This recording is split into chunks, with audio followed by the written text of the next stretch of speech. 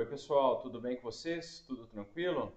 Seguinte, passando com esse vídeo aqui para explicar sobre as regências trinas, a importância delas, o que que elas fizeram, enfim, por que que elas foram instaladas, explicar todo o contexto histórico e também as decisões importantes que foram tomadas pelos políticos durante este momento muito importante para a formação do Estado Nacional Brasileiro. É o seguinte, depois da renúncia de Dom Pedro, que aconteceu no dia 7 de abril de 1831, instalou-se imediatamente a regência trina provisória, composta por três senadores: o senador Vergueiro, o Marquês de Caravelas e o Francisco de Lima e Silva. Esses três políticos foram muito importantes para consolidar justamente as decisões que tiveram que ser tomadas após a abdicação. Dom Pedro abdica no dia 7 de abril, e no dia 13 ele vai embora. Bem, com isso, abre-se uma brecha, porque o seu descendente, a pessoa que teria direito ao trono, que é o Pedro de Alcântara, só poderia assumir o trono com os 18 anos de idade. Ele tinha apenas 5 anos. Portanto, os regentes seriam aquelas pessoas que governariam o Brasil até que Pedro de Alcântara se tornasse maior de idade e aí pudesse ser coroado. Muito bem. Então, a primeira parte da regência é a regência trina provisória, e esses três senadores assumem, e eles tomam algumas decisões que são muito importantes, principalmente para o objetivo que eles estavam almejando, que é o objetivo de fortalecer o poder legislativo. Eles eram senadores, portanto, eles pertenciam a esse poder legislativo e eles queriam fortalecer. Por quê? Porque neste momento o período regencial representa crises no campo político e também no campo social. No campo político, havia pelo menos três projetos para a organização do Estado. Como Dom Pedro renunciou e a monarquia estava em crise, as pessoas começaram a especular, portanto, um projeto alternativo à monarquia. Bem, então um projeto representado, por exemplo, pelos liberais exaltados era o federalismo ou república, né? Então, para dar mais autonomia para as províncias, para ter um presidente, por aí vai. Já os liberais moderados defendiam a monarquia constitucional e os restauradores defendiam o retorno de Dom Pedro e o exercício de plenos poderes por ele, utilizando o poder moderador, por exemplo. Então, esses três projetos que estavam ali em pauta entraram em discussão, mas prosperou o projeto dos liberais moderados. E os liberais moderados, aqueles três políticos que eu mencionei anteriormente, esses três políticos aqui, tomaram decisões que contemplavam mais o projeto político dos liberais moderados, tá? Inicialmente, então, o que eles fizeram se indicar? Expulsaram os estrangeiros do exército. Isso é importante porque marcava justamente a vontade dos brasileiros, dos políticos brasileiros, firmarem uma força nacional que respeitasse ou que defendesse os interesses brasileiros.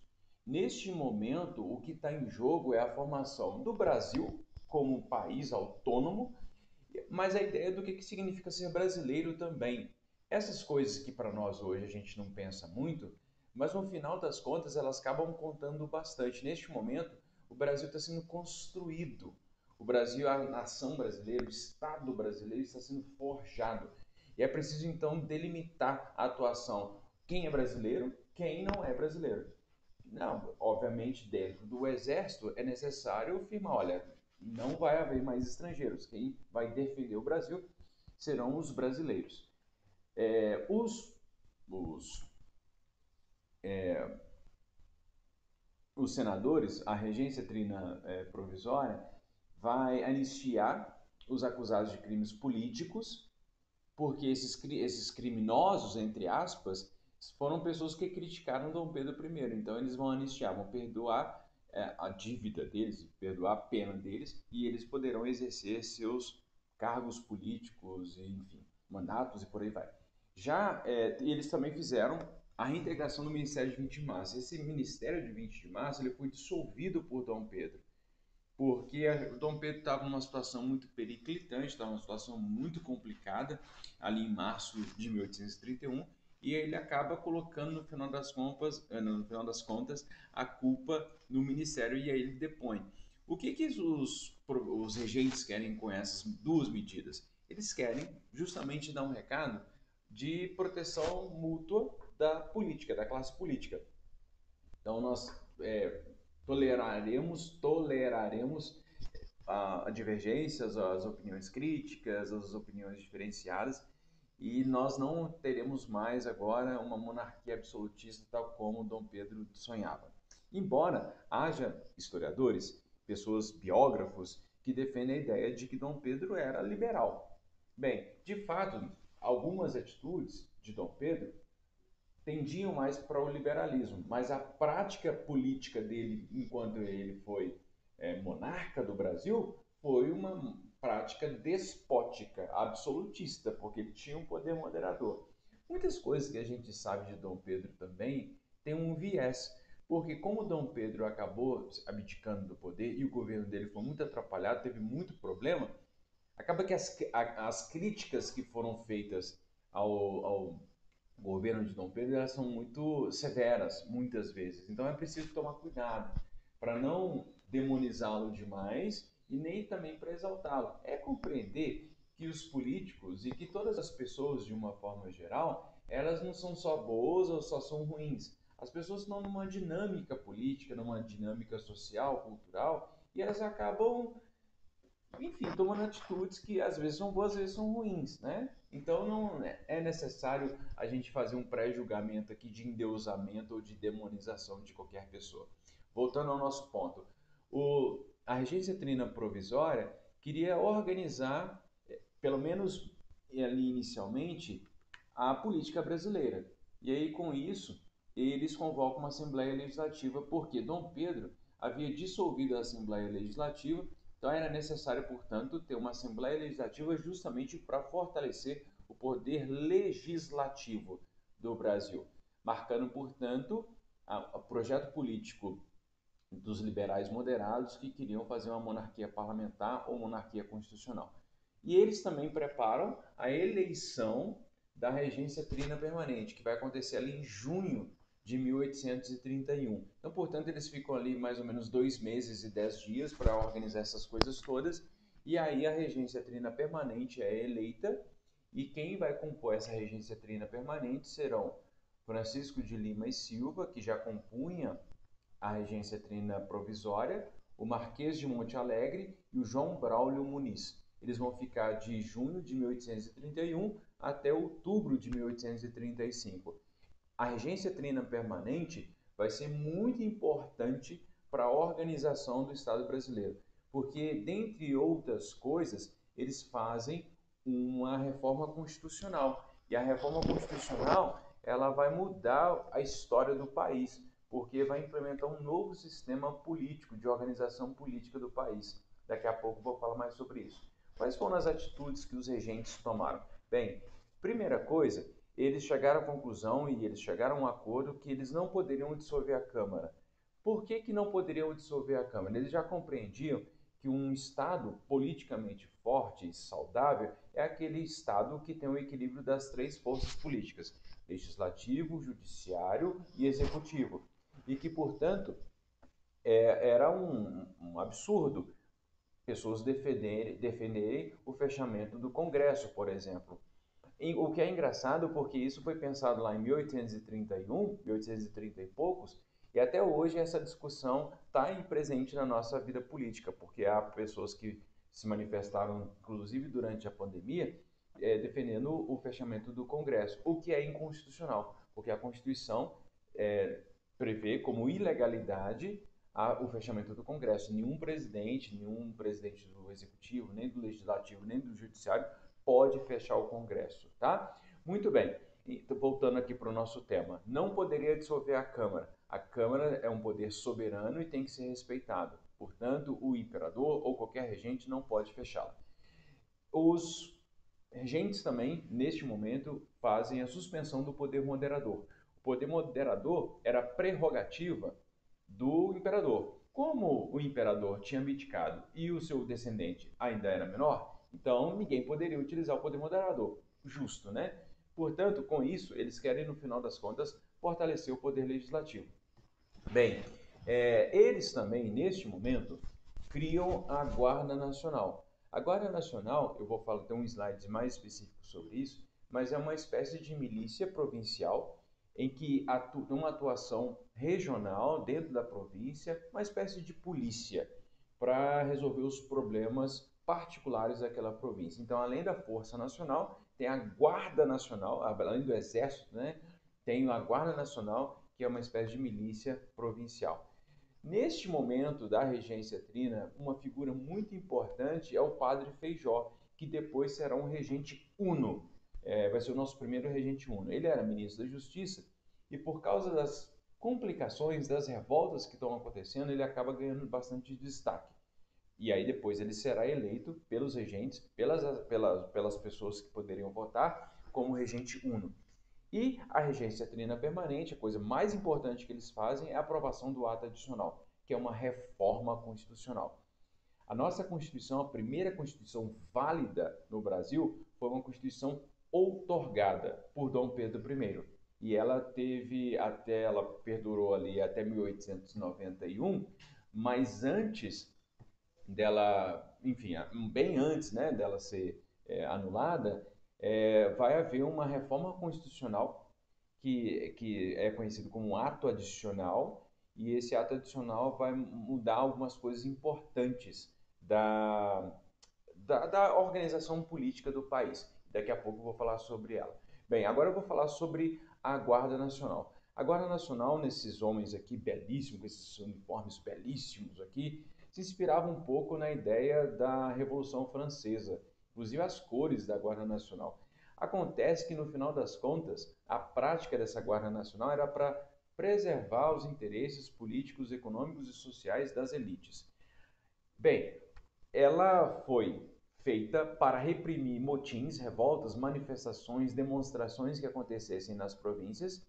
Esses guardas aqui eram pessoas que tinham obrigatoriedade, cidadãos que poderiam exercer seus direitos plenos, obrigatoriamente eles tinham que se alistar e eles tinham que fazer valer a vontade do Estado. Estado com E maiúsculo, tá? Não é Estado como é o Estado de Minas Gerais, Estado de São Paulo, não. Naquele momento eram províncias. Edmar, então por que você está falando Estado? O Estado é o corpo constitucional. O Estado são as instituições, o Congresso, o Supremo Tribunal, os tribunais de justiça, todas as instituições que têm por objetivo proteger os interesses das pessoas são instituições estatais. E essas instituições, independente que esteja ocupando, elas vão permanecer se, por exemplo, um desembargador, ele ocupa uma determinada liderança de uma comarca. Comarca é uma circunscrição jurídica. Então, o desembargador, ele fica ali por um tempo. Depois ele se aposenta, aí ele vai, né, fazer o que bem entender da vida dele, mas a instituição permanece. É a mesma coisa com a presidência da República e por aí vai. Neste momento, nós não tínhamos presidência da República, nós tínhamos uma monarquia. Então, o que representa o Estado é a monarquia e as suas respectivas instituições. Então, cabe às forças militares proteger essas instituições. Então, na proteção dessa instituição, uma atitude de cidadania. Então, é a mesma coisa da gente hoje lutar para preservar o país para todo mundo, né? E aí nós estamos ocupando o país neste momento. Daqui 50, 100 anos serão outras pessoas. Então, cabe a nós passarmos bem essa bola, passar o país bem para as nossas gerações futuras. Então, por detrás disso, então, o que eu quero afirmar é a ideia do Estado, representado por suas instituições. Então, a Guarda Nacional seria essa milícia, não entenda a milícia como a milícia as milícias do Rio de Janeiro. Não, as milícias são forças para reprimir problemas que acontecem dentro da província. Uma espécie de polícia, tá? E essa polícia, essa Guarda Nacional, era composta pelas pessoas mais ricas. Portanto, como a representatividade era exclusiva de um grupo, acaba que no final das contas eles protegem os interesses desse grupo em detrimento das outras partes da sociedade. Quem compunha essa Guarda Nacional eram os homens brancos e ricos. O restante da população não tinha representatividade dentro da Guarda Nacional. E aí muitas repressões aconteciam justamente. Isso acaba criando uma cultura é, de segurança pública no país, né? De a proteção de um determinado grupo em detrimento de outros. Muito bem, então essa Guarda Nacional foi muito importante para a repressão das manifestações que aconteceram durante o período regencial e também depois durante o período do segundo reinado, do período do governo de Dom Pedro II. Muito bem, uma outra coisa muito importante que acontece durante a regência trina permanente é a aprovação do ato adicional. Vai aparecer uma estrelinha aqui, não é estrelinha não, é esse negócio aqui, dizendo o seguinte: experiência federalista republicana. Edmar, o que você quer dizer com isso? O ato adicional é uma reforma constitucional. E aí eu vou destacar só 2 pontos, porque eu vou falar mais especificamente disso na próxima aula. Bem, o ato adicional, ele prevê a criação de assembleias legislativas dentro das províncias. Além da Assembleia Nacional, vai haver também assembleias provinciais. Essas assembleias provinciais acabam dando mais autonomia para a província. Ora, um outro nome, uma outra forma de se chamar isso é federalismo. Por isso que eu coloquei aqui, ó, federalismo. Bem, filho, é o federalismo, que era a forma, por exemplo, de organização que era utilizada nos Estados Unidos, que até hoje, na verdade, porque embora, né, os Estados Unidos têm um presidente da República e cada estado tem muita autonomia. E essa autonomia de cada estado, então, é garantida pelo princípio do federalismo. Tá? Então, o federalismo é uma forma de organização do Estado que prevê bastante autonomia para as suas unidades, seja estados ou províncias. No caso do Brasil, o Brasil tinha província. Então, cada província tinha sua própria assembleia para votar leis específicas. Por exemplo, o cara estava lá na Bahia e aí tinha coisas relacionadas ao Rio São Francisco, por exemplo. Então, aí a Assembleia Legislativa da Bahia se reúne para tomar decisões específicas sobre o Rio São Francisco. Então, isso é autonomia. Entende? Bem, agora a gente está dentro do período monárquico. Ou seja, dentro do período monárquico houve uma curta experiência federalista ou republicana, tá? Por causa da autonomia das províncias e também por causa da eleição de um regente, que era uma espécie de presidente da República, né? Ou pelo menos não república, mas uma espécie de presidente. Ele teria um mandato de 4 anos e aí, depois que acabasse o mandato, outra pessoa seria eleita. Então, portanto, essas duas prerrogativas do ato adicional acabam dando, portanto, ao Brasil um momento de experiência republicana ou federalista dentro da monarquia. Essa experiência vai durar até 1840. O primeiro regente será o padre Feijó, que teria um mandato até 1839, e aí em 1839 outra pessoa seria eleita. Só que acontece que isso não foi da forma como estava previsto, porque o padre Feijó, como a gente vai ver, teve muitos problemas. Bem, de qualquer forma, se vocês entenderam pelo menos essa parte em que eu disse que o ato adicional, ele na prática institui uma experiência federalista dentro da monarquia, tá tudo ótimo. Agora, se você não entendeu, não tem problema, porque aí a gente vai falar disso mais especificamente também na próxima aula. Ó, qualquer coisa é só me chamar, me avisar, estou à disposição para ajudá-los. Espero que vocês estejam muito bem. Um grande abraço e até a próxima, pessoal. Tchau!